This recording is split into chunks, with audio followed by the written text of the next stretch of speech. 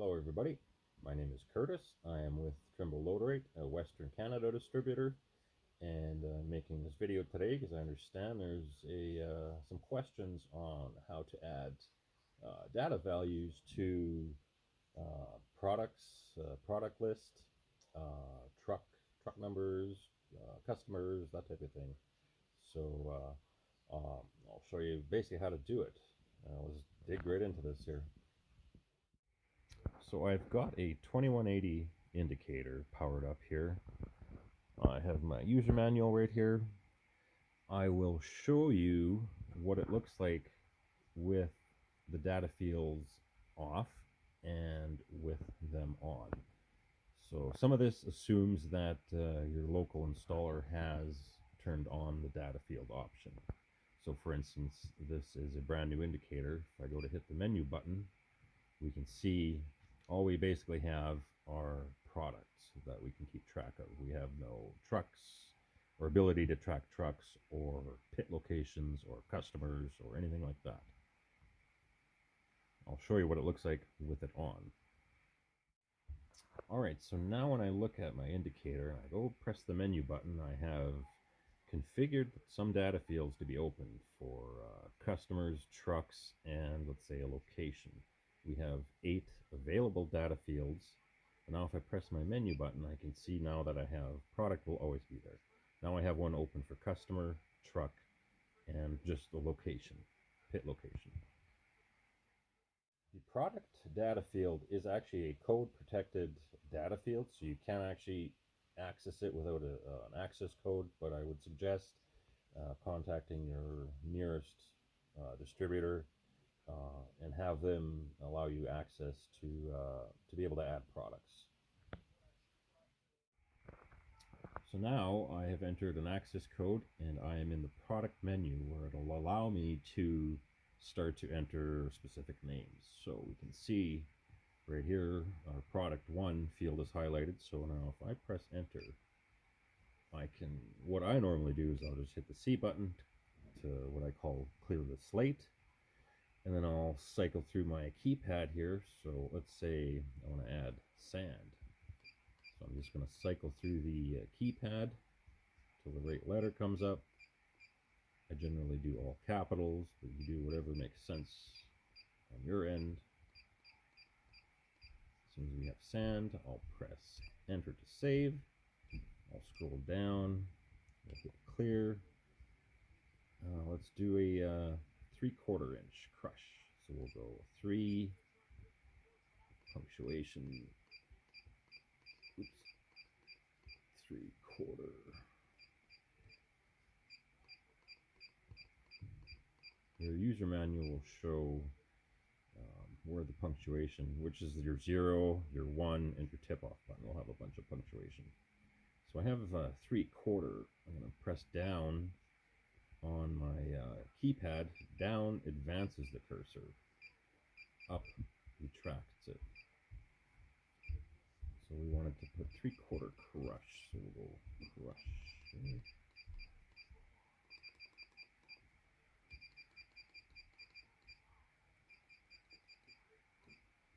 3/4 crush. I'll go enter to save that one. We'll go to product number 3. I'm going to hit clear. Let's give us some pit run.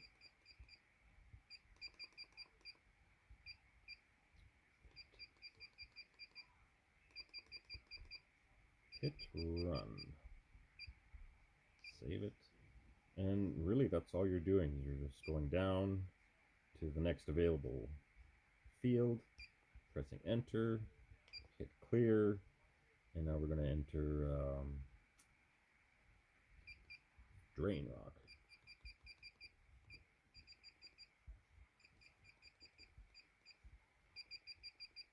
Drain, down, rock.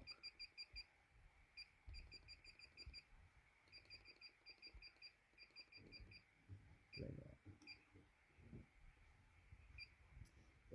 Entering, it is fairly forgiving. So let's say, let's go concrete. So if we do make a mistake, so let's say we went con and we're not really paying attention and we go, oh crap. All I'm going to do, I see I've made an error here, so I'm just going to hit the C button just to retract it, and now I can edit that letter, concrete.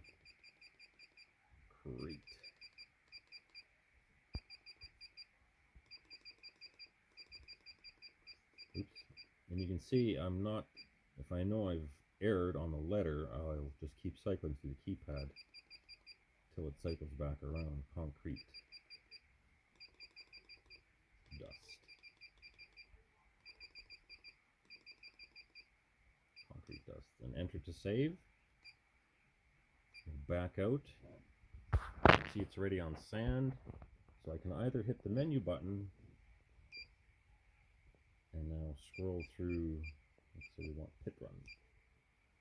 Cool, now we're going to keep track of pit run. Depending if you have a bunch of products, a little trick to entering your product menu. We're on the weighing screen right now. So if I hit any one of the number keys, they automatically go to my product list. Now, if I have 30 products or whatever the case may be, I can fast access some of them. So let's say we wanted sand, but we have 30 products to run through. I can index it by pressing the PQRS, and it will bring up everything that starts with either PQRS or number 7, allowing me to not have to scroll through the entire list, but to index it a little faster. For adding names to any other data field is very easy. If the data fields, like I said before, were open, we'll go through the process of adding them right now. All right, we're here at the weighing screen. So I am going to press my menu button, scroll down to customer, and I'll press enter. Now it shows a value of 0, but all I'm going to do is right now I'm going to enter, let's enter a name of, for example, we'll say Husky. I'm just going to cycle through the keypad till all the relevant letters are there. Husky. Save. Now we want to enter another product. So I'm on the customer data field. I'm going to press enter. I'm going to press the plus button down here. Now it's basically ready for another value to be added. So what I do, I hit the clear button just to clear the slate. It doesn't get rid of Husky. It just brings up the last customer or the last value that you've entered. So now we can enter, let's go, what's a good customer name? We would never have this customer because it's a gas station, but it's the only thing I can think of right now. SO. Enter to save. Now if I press enter again on my customer, I can see Husky, SO. But I want to enter another value, so I'm going to press plus.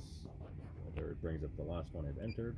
I'm going to press clear, clean the slate off. Now let's go.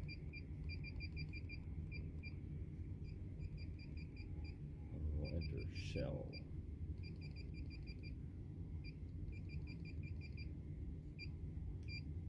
Enter to save. I want to enter another one. I'm going to enter that data field. Press the plus. It's ready for another value, so I'm going to hit clear, and I will enter. We'll go load right.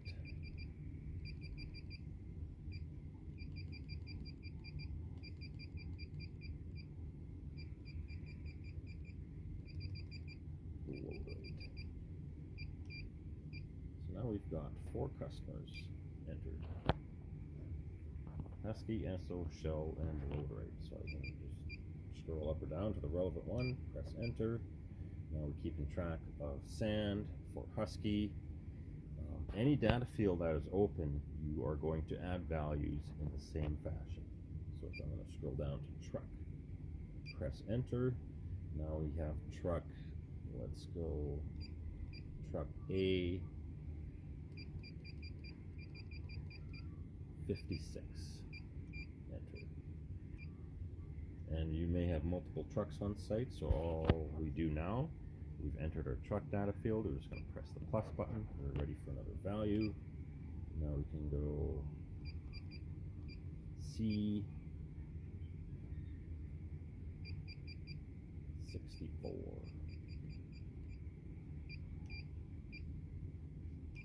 Another truck is coming around.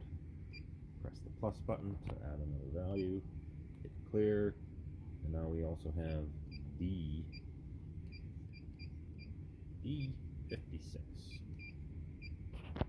So now we can see we're going to have sand of a product sand.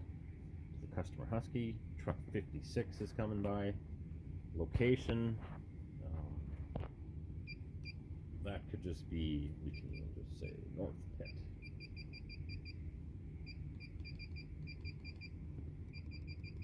North. Oh, excuse me. North.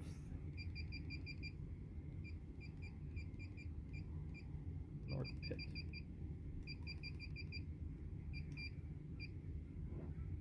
So now when I back out to the weighing screen, I can see our product of sand, our customer's Husky, truck D56, the location, North Pit. It's all right there for me to see right off the hop, right on the weighing screen. Again, menu button. Remember, product is code protected, so you'll need your local distributor to grant you an access code for that, just to be able to add products. Every other data field, all you're going to do is enter that data field by pressing enter. If you need to scroll to select it, do so. If you need to enter a new name, just press the plus button, clear, and then you'll enter a new name. And it will save it basically as you enter it. Now I will run you through the sequence of editing all data fields. Alright, so when we want to edit a data field as per the manual's instructions, as it says here, select the data list menu. Now to edit any data list that we have open, as per the manual, it says here you can edit a data field value if required by using the data list function.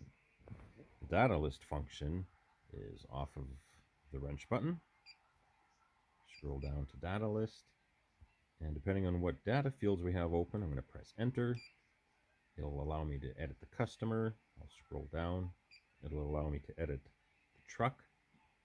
Scroll down again. It'll allow me to edit the location, and that's all I have open right now. If I scroll down again, it just brings me back to the menu. The manual saying if you would like to edit a data value from the data field that is displayed, press enter. If we want to select a different data field, we're just going to scroll till the required data field is displayed, then press enter. And right here it shows a tip, press C to clear the current value name. So I'll show you what the indicator actually will do. Let's say we want to get rid of the customer shell. So I'm going to just back up here again. We're at the weighing screen. Hit the wrench button, scroll down to my data list, and we'll edit the customer. So we want to scroll to our customer, find shell, okay, that one. So we're going to enter, as per the manual, clear, and we're going to save it by pressing enter. What it does is it gives it a value of 0, and we'll go through that here in a second. We're going to hit the back arrow. We're going to edit our truck. D56 no longer works for us anymore, so we're going to get rid of that guy. We're going to hit enter, clear, enter. Now we are going to back out. The location is fine. We're going to back out to the weighing screen, We can see customer name. We can see truck D56 is actually still, because it was the last value that was logged in here. We're going to go to our truck. D56 is still there. Now when I enter it, it's actually not there. It's just saved in the cache memory. If I don't actually enter a different value, D56 will remain here. So what I will do, C64 is coming by, so we're going to enter that. And I'm going to back out just to show you customer name, truck C64, and our location of North Pip. So we can see that our truck D56 is actually gone. Now when we go to our customer, shell, when we got rid of shell, it actually saves it as a value of 0. Here's the thing, I can't actually choose that value of 0. What we can do, on the other hand, if we have another customer that is coming by, I would suggest instead of adding a customer here, as how I showed you before, I would go to the wrench button, the data list, and I'm going to edit a new name on the customer. So we're going to scroll to find that value of 0. There it is. I'm going to enter, and let's say we're dealing with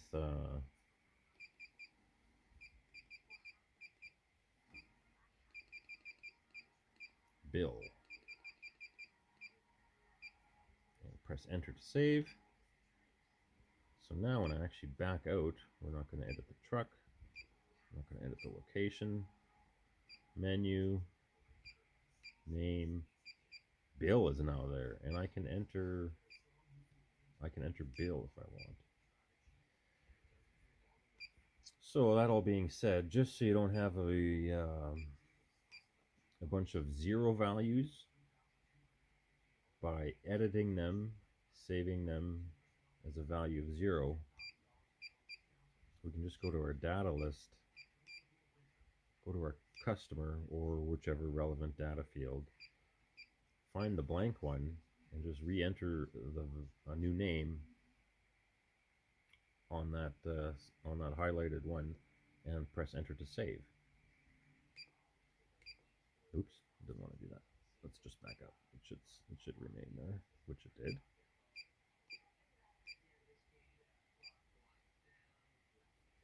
So again, we can see we have products, we have our customers,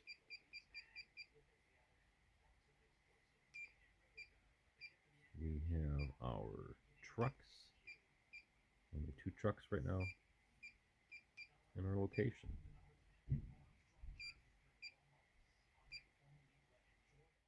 Alrighty, well, that brings us to a conclusion on entering values to data lists and also editing values to data lists. I hope the information I presented was clear, concise, and most of all, I hope it made sense. Any questions in the future on any of the Trimble load rate payload systems, please don't hesitate to contact your local dealer or distributor, as they'd be more than happy to help you, guide you, assist you with whatever questions or issues you may have. I bid you a farewell for now. I hope you have a great rest of your day, and we'll chat again in the future. Thank you very much.